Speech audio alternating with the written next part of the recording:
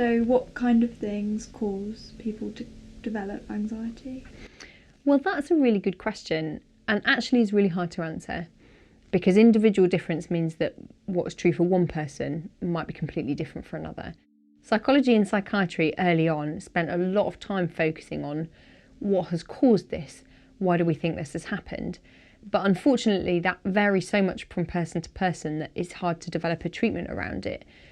But also, the thing that caused it back in the past might be something you can do nothing about at all now. So it doesn't allow you to know what to change in the present.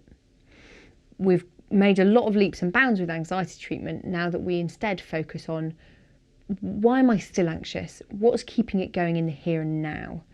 What we do is we figure out why this has carried on, then we know what to change, and then you can get over your anxiety in the present.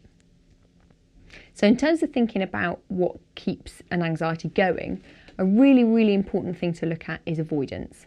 You can totally understand why, if something is very scary, a person just wants to avoid it.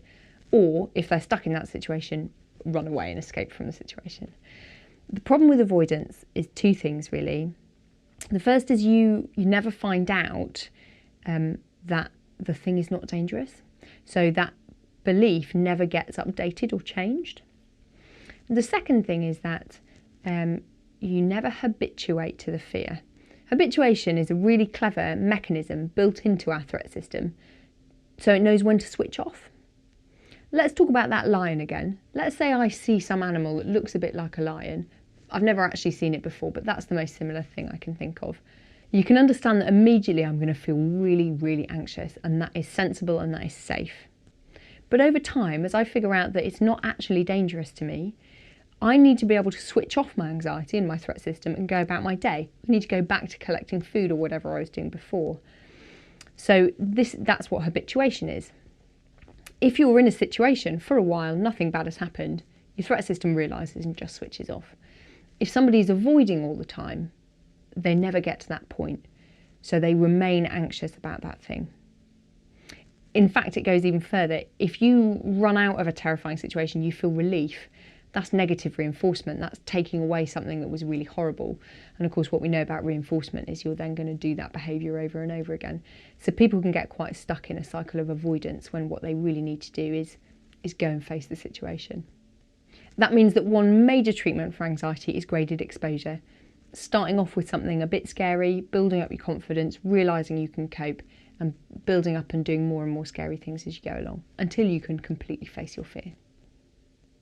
So if you're not constantly avoiding social interaction for social anxiety, how come that can carry on for quite a long amount of time? That's a really, really good question. It baffled psychologists for a long time. So if you're doing the thing over and over again, you should surely figure out that it's not dangerous. Why doesn't the anxiety go away? And the crucial thing we've discovered is a thing called safety behaviours. So safety behaviours is what we do to try and make sure our worry doesn't come true. The problem with it is it actually protects our worry. It turns every safe or benign experience into a near miss. So we don't learn that it was fine. We start to say to ourselves, that was only fine because ... Let me give you an example. I'm actually totally frightened of vampires. They're terrifying. They completely ruin your life. And there's lots of evidence for vampires. I mean, every culture throughout history across the world has written about them. I'm not sure why other people don't take it a bit more seriously. So what I do is I eat garlic at every meal. I carry garlic in my bag. I've got garlic with me at all times. But there's no vampires. Well, that's because my garlic's working really well. Do you see what I've done here?